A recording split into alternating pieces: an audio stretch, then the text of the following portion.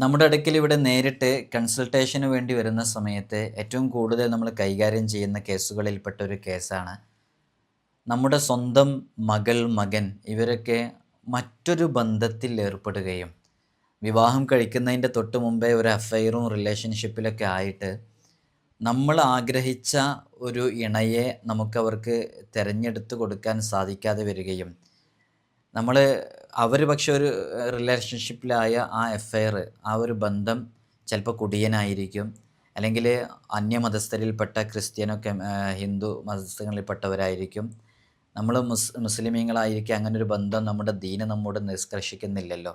അപ്പോൾ അത്തരം ഒരു ബന്ധത്തിലായിരിക്കും. അപ്പോൾ ആ ഒരു ബന്ധം നമ്മൾ ഒഴിവാക്കാൻ വേണ്ടി പറയുകയും നമ്മൾ ഇഷ്ടപ്പെടുന്ന രൂപത്തിൽ നമ്മൾ തിരഞ്ഞെടുത്തത് അത് മകൾക്ക് അനുയോജ്യമായ രൂപത്തിൽ തന്നെയാണ്, പക്ഷെ അത് സമ്മതിക്കാതെ വരികയും ചെയ്യുകയും വിവാഹത്തിൻ്റെ തൊട്ട് മുമ്പോ നിശ്ചയത്തിൻ്റെയൊക്കെ സമയത്തൊക്കെ ആയിട്ട് അവർ തീരുമാനിച്ചു വെച്ച ആ ബന്ധത്തിൽ ഒളിച്ചോടി പോവുകയും പിന്നീട് കാലങ്ങളായിട്ട് വീടുമായിട്ട് ബന്ധമില്ലാതെ നിൽക്കുകയും ഈ ഒരു കാരണം കൊണ്ട് നാട്ടിൽ അഭിമാന പ്രശ്നവും കാര്യങ്ങളൊക്കെ ആയതുകൊണ്ട് ഉപ്പ ഒരു കാരണവശാലും ഈ മക്കളോട് സഹകരിക്കാതെ വരികയും അത് ഒഴിവാക്കി വന്നാൽ മാത്രമേ തിരിഞ്ഞു നോക്കുള്ളൂ, അല്ലെങ്കിൽ ഞാൻ കൊല്ലുന്നൊക്കെ പറയുന്ന രൂപത്തിലേക്കൊക്കെ എത്തുകയും ഉമ്മാനോട് തന്നെ ഒരു ബന്ധമില്ലാത്ത രൂപത്തിലാക്കുകയും ആ രൂപത്തിൽ കുടുംബജീവിതം തകർന്ന വിഷയവും.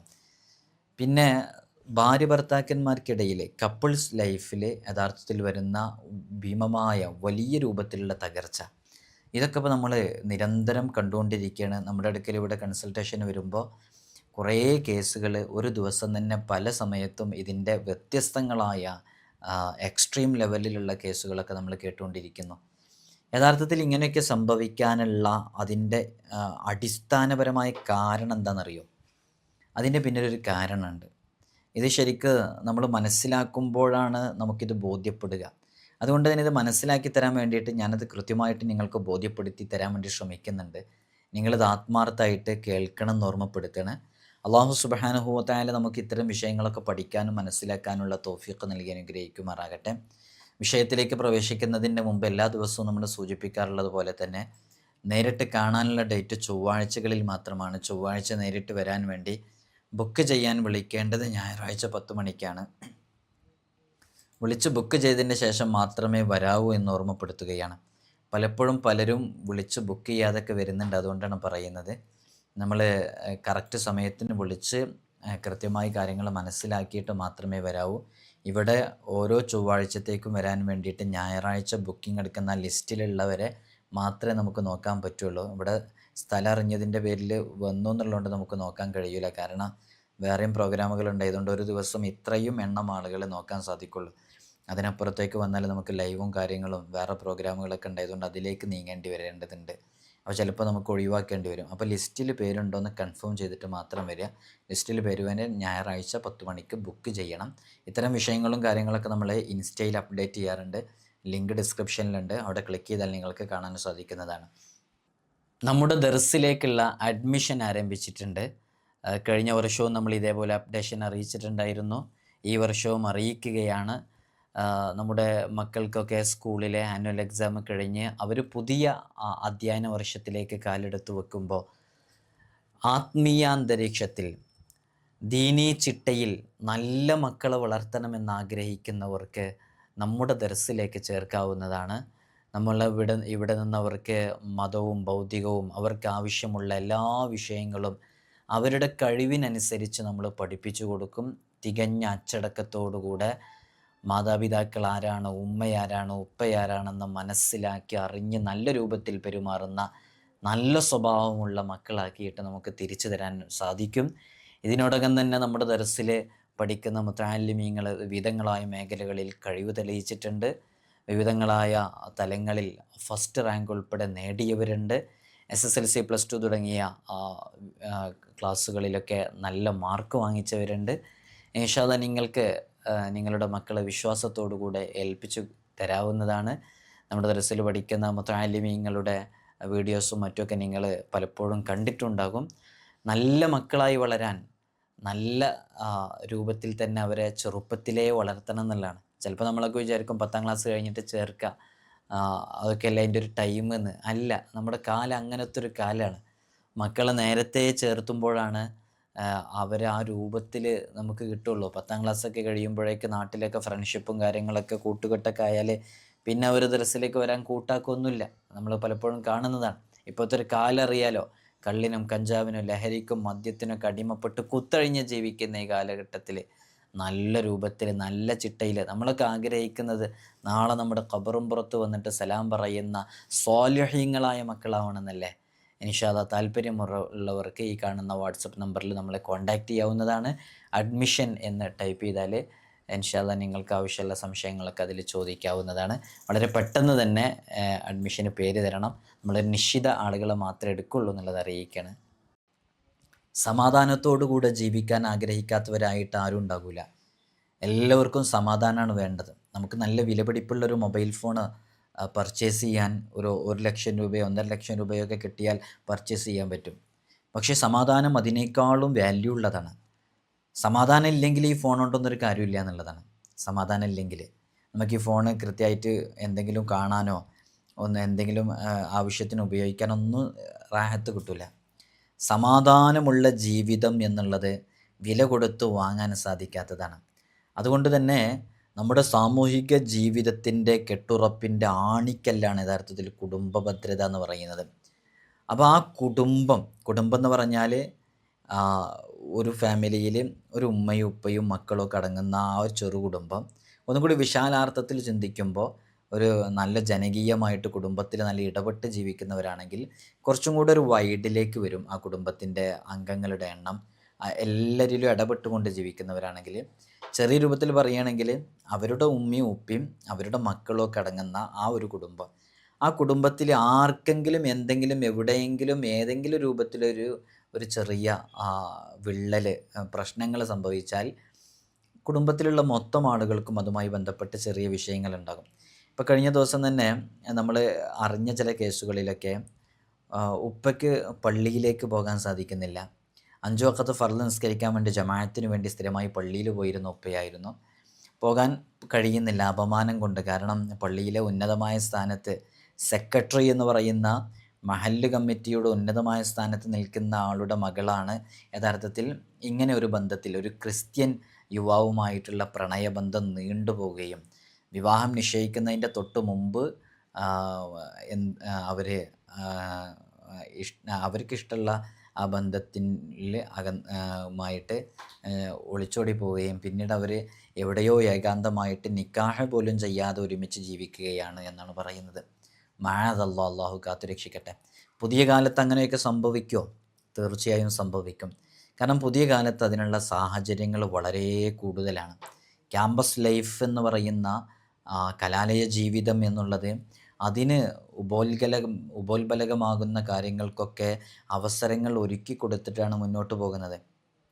ഞാനൊക്കെ ഗ്രാജുവേഷൻ കോളേജിൽ പോയി പഠിച്ചതായതുകൊണ്ട് എനിക്ക് തന്നെ കൃത്യമായിട്ട് അതിൻ്റെ ഓരോ കാര്യങ്ങളും നമ്മൾ അതിൻ്റെ പല വിഷയങ്ങൾക്കും കോളേജുകളിലേക്കൊക്കെ പോകുമ്പോൾ അവിടെയുള്ളൊരു യഥാർത്ഥത്തിൽ ക്യാമ്പസ് ലൈഫ് എങ്ങനെയാണെന്ന് നമുക്ക് മനസ്സിലാക്കാൻ പറ്റുന്നുണ്ട്.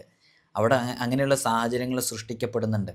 അപ്പോൾ ഞങ്ങളൊക്കെ ഒരുമിച്ച് ഇരിക്കുന്ന സമയത്ത് തന്നെ ഈ ഒരു ചില പ്രൊജക്റ്റ് വർക്കുകളൊക്കെ വരുമ്പോൾ ഒരു 3 ദിവസമൊക്കെ യാത്ര ചെയ്തിട്ട് ഒരു ബാച്ചാക്കിയിട്ട് തിരിച്ച് 3 ദിവസം യാത്ര ചെയ്ത് പ്രൊജക്റ്റ് വർക്ക് കംപ്ലീറ്റ് ചെയ്യേണ്ട സാഹചര്യങ്ങളൊക്കെ വരുന്നുണ്ട്. അപ്പോൾ അത് മിക്സ്ഡ് മീൻസ് അത് ആണും പെണ്ണും കലർന്ന് യാത്ര ചെയ്യേണ്ടി വരുന്നു, സ്റ്റേ ചെയ്യേണ്ടി വരുന്നു. പിന്നെ ചില പ്രൊജക്റ്റുകൾ ചെയ്യേണ്ടതിൻ്റെ ഭാഗമായിട്ട് ചില സർവേകൾ നടത്തേണ്ടതിൻ്റെ ആവശ്യമായിട്ടൊക്കെ ഒരുമിച്ച് ചർച്ച ചെയ്യുകയും ഡിസ്കസ് ചെയ്യുകയും ചെയ്യേണ്ടി വരുന്നു. അപ്പോൾ യഥാർത്ഥത്തിൽ ഈ ഡിസ്കഷനിലൂടെയും ഈ ചർച്ചയിലൂടെയൊക്കെ മനസ്സ് പതിയെ ഇങ്ങനെ അടുത്തുകൊണ്ട് വരണം. നമ്മൾ കൃത്യമായിട്ട് മനസ്സിലാക്കണം. അതിനർത്ഥം ഈ ഭൗതിക വിദ്യാഭ്യാസത്തിനൊക്കെ നമ്മൾ നിരുത്സാഹപ്പെടുത്തില്ല. അതിൻ്റേതായ രൂപത്തിൽ നല്ല ചിട്ടയിൽ നമ്മുടെ മക്കളെ വളർത്തണം. അപ്പോൾ അത്തരം ചില സന്ദർഭങ്ങളൊക്കെ പുതിയ കാലത്ത് കൂടുതൽ അത്തരം സാഹചര്യങ്ങളൊക്കെ വരുന്നതുകൊണ്ട് നമ്മൾ നന്നായിട്ട് ശ്രദ്ധിച്ച് മുന്നോട്ട് നീങ്ങുക തന്നെ വേണം. അപ്പോൾ ഇതിൻ്റെയൊക്കെ ഒരു കാരണമായിട്ട് മുത്തുനബി സല്ലല്ലാഹു അലൈഹി വസല്ലം തങ്ങൾ പറയുന്ന ചില ഹദീസുകൾ ഞാൻ നിങ്ങൾക്ക് കൃത്യമായി ബോധ്യപ്പെടുത്തി തരികയാണ്. എന്തുകൊണ്ടാണ് നമ്മുടെ കുടുംബ ജീവിതത്തിൽ തകർച്ചയുണ്ടാകുന്നത്? എന്തുകൊണ്ടാണ് ഭാര്യ ഭർത്തൃ ജീവിതത്തിൽ ബുദ്ധിമുട്ടുകളും പ്രയാസങ്ങളും ഉണ്ടായിക്കൊണ്ടിരിക്കുന്നത്? പലപ്പോഴും ഞങ്ങൾ തമ്മിലൊരു പ്രശ്നമില്ല, പക്ഷേ ഇടയ്ക്കൊരു ദേഷ്യം വരുന്നു, ഇടയ്ക്കൊരു പ്രയാസം വരുന്നു. എൻ്റെ ഹസ്ബൻഡ് എന്നോട് ഇടയ്ക്ക് വല്ലാണ്ട് ദേഷ്യത്തിൽ പെരുമാറുന്നു. എൻ്റെ ഭാര്യ എന്നോട് ഞാൻ എത്ര നല്ലത് ചെയ്തു കൊടുത്താലും എന്നോട് തിരിച്ചിങ്ങോട്ട് പറയുന്നു. ഇങ്ങനെയുള്ള ചില വിഷയങ്ങളൊക്കെ എപ്പോഴും എല്ലാവരും കോമണായി പറഞ്ഞുകൊണ്ടിരിക്കുന്നതാണ്, എല്ലാവർക്കിടയിൽ സംഭവിക്കുന്നതാണ്. ഇതിൻ്റെ ഒരു മൂല കാരണമുണ്ട്, അടിസ്ഥാനപരമായ കാരണം. അത് നമ്മൾ വിശ്വസിച്ചേ തീരൂ. അതുതന്നെയാണ് അതിൻ്റെ കാരണം എന്നുള്ളത് നമ്മൾ മനസ്സിലാക്കിയേ തീരൂ. ഇത് മുത്തുനബി സല്ലല്ലാഹു അലൈഹി വസല്ലം തങ്ങളുടെ ജീവിതത്തിനിടയിലും ഇത്തരം കാരണങ്ങൾ സംഭവിച്ചിട്ടുണ്ട്. അത് നമ്മൾ ഈ ഹദീസുകൾ മനസ്സിലാക്കുമ്പോൾ നമുക്ക് മനസ്സിലാക്കാൻ പറ്റും. നിങ്ങൾ ക്ഷമയോടുകൂടി ഇത് കേട്ടിരിക്കാൻ തയ്യാറാണെങ്കിൽ തീർച്ചയായും നിങ്ങൾക്കിത് ബോധ്യപ്പെടുകയും ചെയ്യും. ഞാൻ കൃത്യമായിട്ട് നിങ്ങൾക്കത് കാണിച്ചു തരാം. നിങ്ങൾ ഡിസ്പ്ലേയിൽ കാണുന്ന ഈ ഹദീസ്, ഇത് ഇമാം മുസ്ലിം റളിയല്ലാഹു അൻഹു റിപ്പോർട്ട് ചെയ്യുന്ന ഹദീസാണ്. സ്വഹീഹു മുസ്ലിം എന്ന് പറഞ്ഞാൽ ആധികാരികമായൊരു ഗ്രന്ഥമാണത്. ആ സ്വഹീഹ് മുസ്ലിമിലെ വളരെ പ്രധാനപ്പെട്ട ഒരു ഹദീസാണ്. 2813 ഹദീസ്.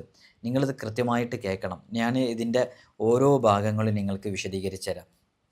ഇത് ജാബിർ റളിയല്ലാഹു അൻഹു റിപ്പോർട്ട് ചെയ്യുന്ന ഹദീസാണ്.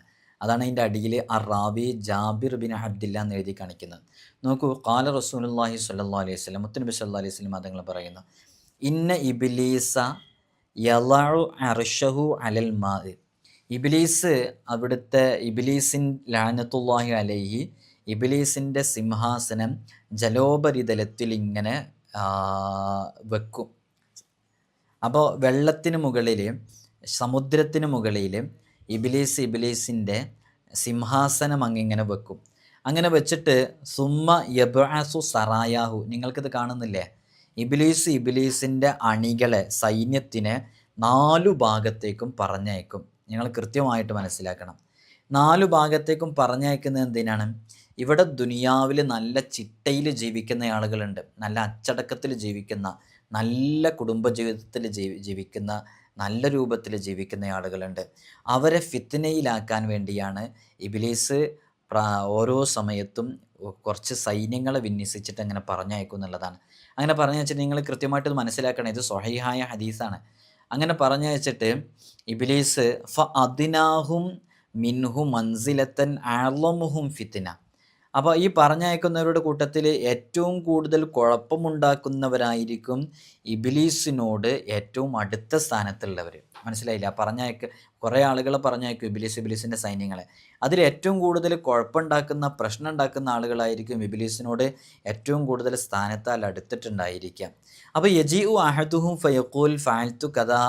ഈ ചില ആളുകൾ കുഴപ്പമുണ്ടാക്കാൻ വേണ്ടിയിട്ട് പോകും. ഇങ്ങനെ ഇബ്ലീസ് പറഞ്ഞയക്കല്ലേ, ഇബ്ലീസ് പറഞ്ഞയക്കുമ്പോൾ, നേതാവ് പറഞ്ഞയക്കുമ്പോൾ പോകണമല്ലോ, അവരുടെ നേതാവ് പറഞ്ഞയക്കുമ്പോൾ. അപ്പോൾ ഇങ്ങനെ ഓരോ കുടുംബ ജീവിതത്തിലും ഓരോ ആളുകളിലേക്കും കുഴപ്പമുണ്ടാക്കാനായിട്ട് ഇബ്ലീസ് ഇങ്ങനെ പറഞ്ഞയക്കുമ്പോൾ, ഇബ്ലീസ് ഓരോരുത്തരെ പറഞ്ഞയക്കുമ്പോൾ അവർ പോകും. പോയി വന്ന് തിരിച്ചവർ വന്നിട്ട് സുമ്മ യജീഉ അഹദുഹും ഫയഖൂൽ, ഓരോരുത്തർ വന്നിട്ട് ഇങ്ങനെ പറയും, യജീഉ അഹദുഹും ഫയഖൂൽ ഫഅൽതു കദാ വ കദാ, ഞാൻ ഇന്നാലിന്നതൊക്കെ ചെയ്തു, ഇന്നാലിന്ന ആളുകളുടെ ഇടയിൽ നല്ല രൂപത്തിൽ ജീവിക്കായിരുന്നു, ഒരുമിച്ച് ഭക്ഷണം കഴിക്കായിരുന്നു, അവർ ടേബിളിൽ ഇരുന്നിട്ട് നല്ല സന്തോഷത്തോടു കൂടെ ചിരിച്ച് തമാശ പറഞ്ഞിട്ടൊക്കെ ഇരുന്ന് ഭക്ഷണം കഴിക്കായിരുന്നു. അതിൻ്റെ ഇടയ്ക്കാണ് ഞാൻ അവിടെ എത്തിയത്. ഇബ്ലീസ് പറയണത് നിങ്ങൾ കൃത്യമായി മനസ്സിലാക്കണം. അങ്ങനെ പ്രശ്നങ്ങൾ ഉണ്ടാക്കുന്നതിൻ്റെ ഇടയ്ക്കാണ് ഞങ്ങൾ അവിടെ എത്തിയത്. അങ്ങനെ എത്തിയിട്ട് ഞാൻ ഇന്നാലിനൊക്കെ ചെയ്തു എന്ന് പറയുമ്പോൾ ഇബ്ലീസ് പറയും, മാ സ്വനാഅത ഷൈഅൻ, നീ ഒന്നും ചെയ്തിട്ടില്ല കേട്ടോ, നീ ചെയ്തോന്നൊന്നുമല്ല, ഇതൊന്നും പോരാ, ഈ ചെയ്ത്തൊന്നും പോരാ, ഇനിയും ചെയ്യണം എന്ന് പറയുന്ന സ്വഹീഹായ ഹദീസല്ലേ. ഖാല സുമ്മ യജീഉ അഹദുഹും ഫയഖൂൽ, വേറൊരാൾ വന്നിട്ട് പറയും, മാ തറക്തുഹു ഹത്താ ഫറഖ്തു ബൈനഹു വ ബൈന ഇംറഅതിഹി. നിങ്ങൾ നോക്കൂ, എന്താണ് ഇബ്ലീസിൻ്റെ ഒരു ഷർറ്. നിങ്ങൾ നോക്കൂ എന്താ പറയുന്നത്. ഞാൻ ഡിസ്പ്ലേയിൽ കാണിച്ചെന്നല്ലോ, ഞാൻ അവൻ്റെ പിന്നാലെ കൂടി, മാ തറക്തു എന്ന് പറഞ്ഞാൽ ഞാൻ അവനെ ഒഴിവാക്കിയില്ല, അവൻ്റെ പിന്നാലെ കൂടി എന്ന് അതിനർത്ഥം. നിങ്ങൾ ഡിക്ഷണറി എടുത്ത അർത്ഥം വെച്ച് നോക്ക്. മാ തറക്തുഹു, ഞാനതിൻ്റെ ഗൗരവം മനസ്സിലാക്കാൻ ഹബീബായ തങ്ങൾ പറഞ്ഞ മാ തറക്തുഹു, ഞാൻ അവനെ ഒഴിവാക്കിയില്ല, ഞാൻ അവൻ്റെ പിറകെ കൂടി, ഞാൻ അവൻ്റെ പിന്നാലെ കൂടി.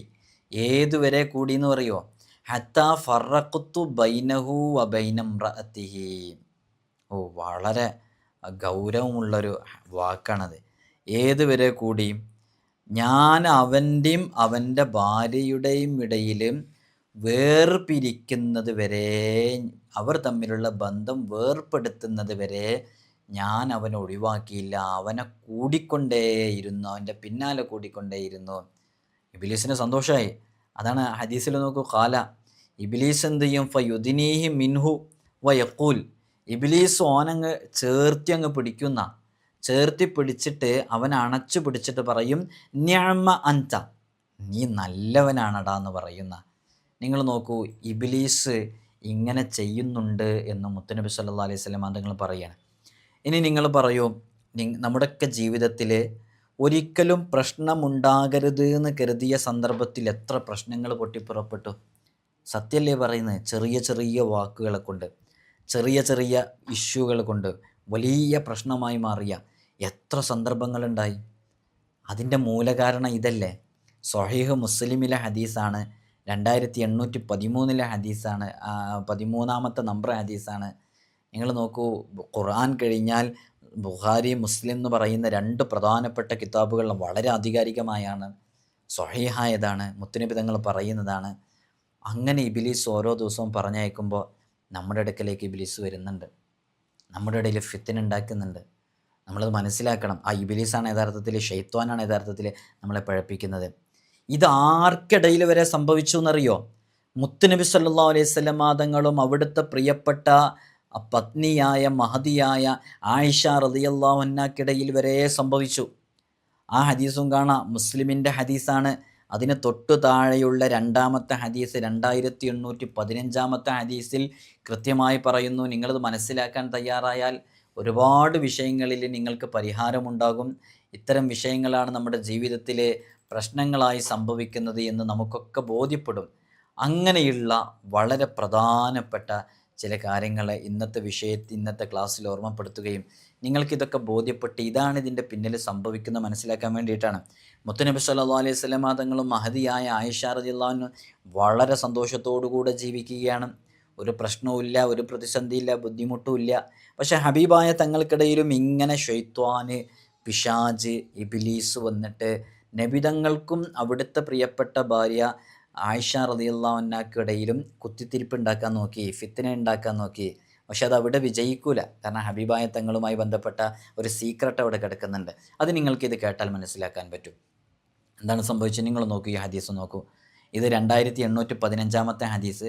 നേരത്തെ വായിച്ച ഹദീസിൻ്റെ തൊട്ടു താഴെ കഴിഞ്ഞിട്ടുള്ള ഹദീസാണ്. നോക്കൂ, അന്ന റസൂലുള്ളാഹി സ്വല്ലല്ലാഹു അലൈഹി വസല്ലം, ആയിഷ റളിയല്ലാഹു അൻഹ റിപ്പോർട്ട് ചെയ്യുന്ന ഹദീസാണ്. മുത്തുനബി തങ്ങളുടെ ഭാര്യയാണ് ആയിഷ റളിയല്ലാഹു അൻഹ റിപ്പോർട്ട് ചെയ്യുന്ന ഹദീസ്.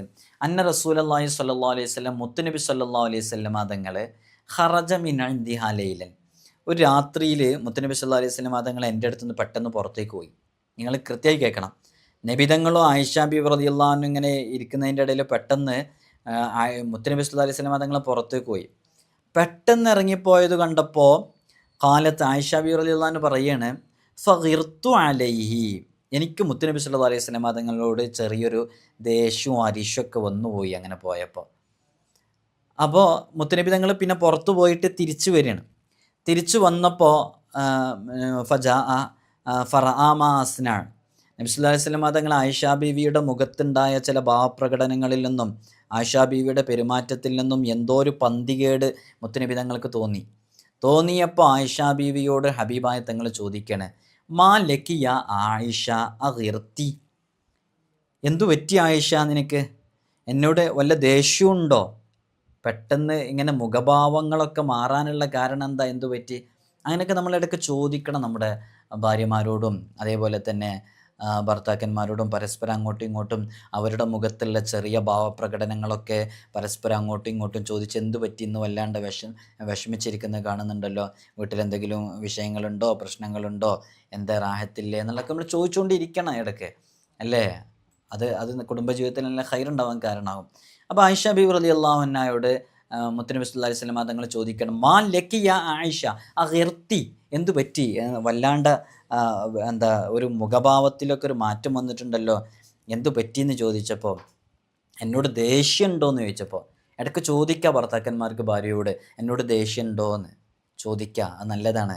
ഉണ്ടെങ്കിലും ഇല്ലെങ്കിലും, ഉണ്ട് എന്ന് അറിയുമെങ്കിലും ഇല്ലെങ്കിലും ഒക്കെ അത് മുത്തുനബി തങ്ങൾ ചോദിച്ചതല്ലേ. അപ്പോൾ ഫഖുൽത്തു, ആയിഷ ബീവി റളിയല്ലാഹു അൻഹ പറയാണ്, ഫഖുൽത്തു വ മാലി ലാ യുഗാറു മിസ്ലി അലാ മിസ്ലിക്കും. ആയിഷ ബി റളിയല്ലാഹു അൻഹയുടെ ചോദ്യം നിങ്ങൾ കേൾക്കൂ. എങ്ങനെ ചോദിക്കുന്നത്? എന്നെപ്പോലുള്ള ഒരാൾക്ക് അങ്ങയെപ്പോലുള്ള ഒരാളോട് ദേഷ്യം പിടിക്കാതിരിക്കാൻ എങ്ങനെ കഴിയുന്നു? അപ്പോൾ എന്താ അതിൻ്റെ ഉദ്ദേശം? ഇങ്ങനെ ആ പുറത്ത് പോയി ഇങ്ങനെ വന്നപ്പോൾ ഉണ്ടായ ഒരു സന്ദർഭത്തിൽ അങ്ങനെ ദേഷ്യം ഉണ്ടാവണ്ടേ എന്നുള്ള അർത്ഥത്തിൽ എനിക്കങ്ങനെ ദേഷ്യം വരണ്ടേന്ന്. ഫഖാല റസൂലുള്ളാഹി സ്വല്ലല്ലാഹു അലൈഹി വസല്ലം, അതാണ് നമ്മൾ ഇവിടുത്തെ പോയിന്റ്. അപ്പം മുത്തുനബി സ്വല്ലല്ലാഹു അലൈഹി വസല്ലം തങ്ങൾ പറഞ്ഞു, അഖദ് ജാഅക്കി ഷൈത്വാനുക്, അഖദ് ജാഅക്കി ഷൈത്വാനുക്, നിൻ്റെ അടുക്കൽ പിശാചെങ്ങാനും വന്നിരുന്നോ? നിൻ്റെ അടുക്കൽ പിശാചെങ്ങാനും വന്നിരുന്നോ എന്ന് മുത്തുനബി സല്ലല്ലാഹു അലൈഹി വസല്ലം തങ്ങൾ ചോദിക്കുന്നുണ്ട്. അപ്പോൾ ഞാൻ ചോദിക്കണം, ആയിഷ ബീബി പറയാണ്, ഞാൻ ചോദിക്കണം, റസൂലല്ലാ ഔ മഅയ്യ ഷൈത്വാൻ, അല്ല എൻ്റെ കൂടെ ഷൈത്വാനോ? എൻ്റെ കൂടെ ഷൈത്വാൻ ഉണ്ടാവുമോ? പിശാച് എൻ്റെ കൂടെ ഉണ്ടാവുമോ? കാല, അപ്പോൾ മുത്തുനബി സല്ലല്ലാഹു അലൈഹി വസല്ലം തങ്ങൾ പറഞ്ഞു, ഞാൻ അതെ ഉണ്ടാവും എന്ന് പറഞ്ഞു. അപ്പോൾ ആയിഷ ബീബി റളിയല്ലാഹു അൻഹ ചോദിക്കുന്നുണ്ട്, വ മഅ കുല്ലി ഇൻസാനിൻ, എൻ്റെ കൂടെ മാത്രമല്ല എല്ലാ മനുഷ്യന്മാരോട് കൂടെയും ഇതേപോലെ ഷൈത്വാൻ ഉണ്ടാവുമോ എന്ന്. ഇങ്ങനെ നമ്മളൊരു സ്ഥലത്ത് ഇറങ്ങുമ്പോൾ, ഒരു സ്ഥലത്തേക്ക് പോകുമ്പോൾ ഇങ്ങനെ പിശാച് ഇങ്ങനെ പഴപ്പിക്കാൻ എല്ലാവരുടെ കൂടെ ഇതേപോലെ ഉണ്ടാവുമെന്ന്. അപ്പോൾ കാല, മുത്തുനബി സല്ലല്ലാഹു അലൈഹി വസല്ലം തങ്ങൾ പറയുന്നുണ്ട്, എന്താ എന്താ എല്ലാവരുടെ കൂടെ ഉണ്ടാവും എന്ന് പറയുന്നുണ്ട്. അപ്പോൾ വീണ്ടും ആയിഷ ബി റളിയല്ലാഹു അൻഹ ചോദിക്കണേ, വ മഅക യാ റസൂലല്ലാഹ്, അങ്ങ് പറഞ്ഞല്ലോ എല്ലാവരുടെ കൂടെയും ഷൈത്വാനുണ്ട്, അപ്പോൾ എൻ്റെ കൂടെ ഷൈത്താനുണ്ട്, എല്ലാവരുടെ കൂടെയും ഉണ്ട്, നബിയെ അങ്ങയുടെ കൂടെയും ഷൈത്വാൻ ഉണ്ടോ എന്ന് ചോദിക്കുന്നുണ്ട് മുത്തുനബി സല്ലല്ലാഹു അലൈഹി വസല്ലം തങ്ങളുടെ കൂടെ. നിങ്ങൾക്ക് ആ പോയിന്റ് മനസ്സിലായില്ലേ? നബി തങ്ങളെ പെട്ടെന്ന് ആയിഷ ബി റളിയല്ലാഹു അൻഹയുടെ ഇടയിൽ നിന്ന് പെട്ടെന്ന് അങ്ങ് പുറത്തു പോയി, രാത്രിയിലാണ് പുറത്തു വന്നത്. പിന്നെ വേഗം തിരിച്ചു വന്നപ്പോൾ എന്തോ ഒരു മുഖഭാവ പ്രകടനം, എന്തോ ഒരു വ്യത്യസ്തത ആയിഷ ബിയുടെ മുഖത്ത്, ഒരു ദേഷ്യമുള്ള പോലെ, ഒരു പെരുമാറ്റത്തിലൊക്കെ മാറ്റം. അപ്പോൾ ചോദിക്കുന്നു, എന്ത് പറ്റി ആയിഷ എന്ന്. അപ്പോൾ എനിക്കൊക്കെ നിങ്ങളോട് ദേഷ്യം പിടിക്കാതിരിക്കാൻ കഴിയുമോ? നിങ്ങൾ ഇങ്ങനെയൊക്കെ അല്ലേ ചെയ്യുന്നതെന്ന് പറഞ്ഞപ്പോൾ, നിൻ്റെ കൂടെ ഷൈത്വാനായിട്ട് വന്നോ നിൻ്റെ അടുത്ത്? അപ്പോൾ പറഞ്ഞു, എൻ്റെ കൂടെ ഷൈത്വാനോ? അതെ, ഷൈത്വാൻ അങ്ങനെ വന്നിട്ടുണ്ടോ? അപ്പോൾ പറഞ്ഞു, എല്ലാ മനുഷ്യന്മാരുടെ കൂടെ അങ്ങനെ ഷൈത്വാൻ വരുമോ? അതെ, എല്ലാ മനുഷ്യന്മാരുടെ കൂടെയും വരും. അപ്പോൾ ആയിഷ ബി റളിയല്ലാഹു അൻഹ ചോദിക്കണം, അപ്പോൾ നിങ്ങളെ കൂടെ ഷൈത്താൻ ഉണ്ടോ എന്ന്. കണ്ടില്ലേ, നബി തങ്ങളുടെ ഭർത്താവല്ലേ, ചോദിക്കാലോ നിങ്ങളുടെ കൂടെ ഷൈത്താൻ ഉണ്ടാവുമോ എന്ന്. അപ്പോൾ മുത്തുനബി സല്ലല്ലാഹു അലൈഹി വസല്ലം തങ്ങൾ പറഞ്ഞ വാക്ക് നോക്കൂ, അതെ, വ മഅക യാ റസൂലല്ലാഹ്, നബി അങ്ങയുടെ കൂടെയും ഷൈത്വാൻ ഉണ്ടാവുമോ? കാല നഅം, അതെ, എൻ്റെ കൂടെ ഷൈത്വാനുണ്ട്, പക്ഷേ ഒരു പിശാചുണ്ട്, ഒരു ഖരീനുണ്ട്. വലാക്കിൻ റബ്ബി ആനനി അലൈഹി ഹത്താ അസ്ലമ, പക്ഷേ എനിക്ക് അള്ളാഹു വലിയൊരു ഉപകാരം ചെയ്തിരിക്കുന്നു. എന്താ അറിയോ? അള്ളാഹു എൻ്റെ കൂടെയുള്ളതിനെ മുസ്ലിമാക്കിയിരിക്കുന്നു, അതുകൊണ്ട് എന്നെ ആ പിശാചിന് എന്താക്കാൻ കഴിയൂല, തകർക്കാൻ കഴിയൂല എന്ന് മുത്തുനബി സല്ലല്ലാഹു അലൈഹി വസല്ലം തങ്ങൾ പറയണം. ഇപ്പോൾ ഈ ഹദീസിൽ നിന്ന് നമുക്ക് എന്താ മനസ്സിലായത്? നിങ്ങൾക്ക് മനസ്സിലായതെന്ന് പറഞ്ഞേ. ഈ ഹദീസിൽ നിന്ന് നമുക്ക് മനസ്സിലായ വളരെ പ്രധാനപ്പെട്ടൊരു വിഷയമുണ്ട്. നമ്മുടെ കുടുംബ ജീവിതത്തിൽ, ഭാര്യ ഭർത്തൃ ജീവിതത്തിൽ വിവാഹമോചനത്തിലേക്ക് വരെ, ത്വലാഖിലേക്ക് വരെ കൊണ്ടെത്തിക്കുന്ന, കുടുംബജീവിതം ശിഥിലമാക്കുന്ന, കുടുംബജീവിതം തകർക്കുന്ന, മക്കളെ അരക്ഷിതാവസ്ഥയിലേക്കാക്കുന്ന, മക്കളും ഉമ്മയും ഉപ്പയും തമ്മിൽ പിണക്കുന്ന, മക്കളെ കൊണ്ട് മാതാപിതാക്കളെ കുറ്റപ്പെടുത്തുന്ന, മക്കളെ കൊണ്ട് മാതാപിതാക്കൾ കണ്ണീരിലൊലിപ്പിക്കുന്ന, മക്കൾ മാതാപിതാക്കളെ കഴുത്തറുത്ത് കൊല്ലുന്ന, അങ്ങനെ പല രൂപത്തിലുള്ള കുടുംബജീവിതത്തിലുണ്ടാകുന്ന പ്രശ്നങ്ങൾക്കൊക്കെ ഷൈത്വാൻ അടിസ്ഥാന കാരണമായിട്ട് സംഭവിക്കുന്ന ഈ രണ്ട് ഹദീസിൽ നിന്ന് നമുക്ക് മനസ്സിലാക്കാൻ പറ്റും. വ്യഭിചാരം വർദ്ധിക്കുക, ഇതൊക്കെ ഇതിൻ്റെ ചില ലക്ഷണങ്ങളാണ്. ഇനി നോക്കൂ, ഇത് ഇങ്ങനെ തന്നെ സംഭവിക്കുന്നു. ഇബിലീസിന് ഇത്തരം കാര്യങ്ങൾ വലിയ ഇഷ്ടമാണെന്നും, ഇങ്ങനെ ചെയ്തു വരുന്നയാൾക്ക് ഇബിലീസ് ലഅനത്തുല്ലാഹി അലൈഹി ഇങ്ങനെ ഒരു പ്രവർത്തനം ചെയ്തു, അങ്ങനെ ഒരാളുടെ അടുക്കൽ പോയിട്ട് അയാളും അയാളുടെ ഭാര്യയും തമ്മിൽ വേർപ്പെടുത്തി ഇബിലീസിൻ്റെ അടുക്കലേക്ക് തിരിച്ചു ചെല്ലുമ്പോൾ കിരീടം അണിയിച്ചു കൊടുക്കുമെന്നും സ്വഹീഹായ ഹദീസിൽ തന്നെ വന്നിട്ടുണ്ട്. ഞാനതും കൂടെ പറഞ്ഞു നിർത്താം. നിങ്ങൾ ഈ ഹദീസ് ഒന്ന് നോക്കൂ, വളരെ വ്യക്തമായ ഹദീസ്. ഇബ്നു ഹിബ്ബാൻ റിപ്പോർട്ട് ചെയ്യുന്നതാണ്, അബൂ മൂസൽ അശ്അരി റളിയല്ലാഹു അൻഹു തൊട്ട് റിപ്പോർട്ട് ചെയ്യുന്നതാണ്. 6189 ഹദീസ് നമ്പറായി കൊണ്ടുവന്നതാണ്. സ്വഹീഹായ ഹദീസാണ്. നിങ്ങൾ നോക്കൂ, മുത്തുനബി സല്ലല്ലാഹു അലൈഹി വസല്ലം തങ്ങൾ പറയണം, ഇദാ അസ്ബഹ ഇബ്ലീസു ബസ്സ ജുനൂദഹു, പ്രഭാതമായി കഴിഞ്ഞാൽ, ഓരോ പ്രഭാതത്തിലും നേരം പുലർന്നാൽ, രാവിലെയായാൽ ഇബിലീസിൻ്റെ സൈന്യത്തെ വിന്യസിച്ചുകൊണ്ട് ഫയഖൂൽ പറയും. അപ്പോൾ ഇബ്ലീസ് പ്രഭാതമായി കഴിഞ്ഞാൽ സൈന്യത്തെ വിന്യസിച്ചുകൊണ്ട് പറയും. എന്താ പറയുന്നത്? മൻ അളല്ലൽ യൗമ മുസ്ലിമൻ, ആരെങ്കിലും ഇന്ന് ഏതെങ്കിലും ഒരു മുസ്ലിമിനെ ദുർമാർഗത്തിലാക്കിയിട്ടുണ്ടോ? ആരെങ്കിലും ഇന്ന് ഏതെങ്കിലും ഒരു മുസ്ലിമിനെ വഴിപിഴപ്പിച്ചിട്ടുണ്ടോ? ഞാൻ ഈ ഹദീസ് കാണാൻ വേണ്ടിയിട്ട് അങ്ങനെ നോക്കണം. ആരെങ്കിലും ഇന്ന് ഏതെങ്കിലും ഒരു മുസ്ലിമിനെ വഴിപിഴപ്പിച്ചിട്ടുണ്ടോ എന്ന് നേരം പുലർന്നു കഴിഞ്ഞാൽ ഇബ്ലീസ് ലഅനത്തുല്ലാഹി അലൈഹി ചോദിക്കും എന്നുള്ളതാണ്. ഫയഖ്റുജു ഹാദാ ഫയഖുൽ, അപ്പോൾ ഒരാൾ വന്നിട്ട് പറയും ലം അസൽ ബിഹി ഹത്താ തൊല്ലഖ ഇംറഅതഹു, ഞാൻ ഒരാളെ അയാളുടെ ഭാര്യയെ തൊലാഖ് ചൊല്ലുന്നത് വരെ, മൊഴി ചൊല്ലുന്നത് വരെ ഞാൻ അയാളെ പിന്നാലെ കൂടി, എന്നിട്ട് അയാളെ ഞാൻ വഴിപിഴപ്പിച്ചു. ഫയഖൂൽ, അപ്പോൾ ഇബ്ലീസ് പറയും ഇവിടെ തൊല്ലഖ് ഫയഖൂൽ ഔഷക അൻ യതസവ്വജ്, പിന്നെയും അവർ പുനർവിവാഹം ചെയ്യാൻ സാധ്യത ഉണ്ട് കേട്ടോ എന്ന് പറയും.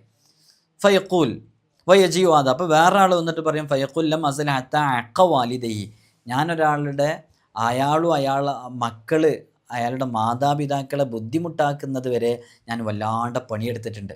ഞാൻ ഇന്ന് പോയിട്ട് എൻ്റെ ഡ്യൂട്ടി ചെയ്തു, മാതാപിതാക്കളെ വിഷമിപ്പിക്കുന്ന രൂപത്തിലേക്ക് അവരുടെ മക്കളുടെ മനസ്സുകളെ വല്ലാതെ തകർത്തുപോയി.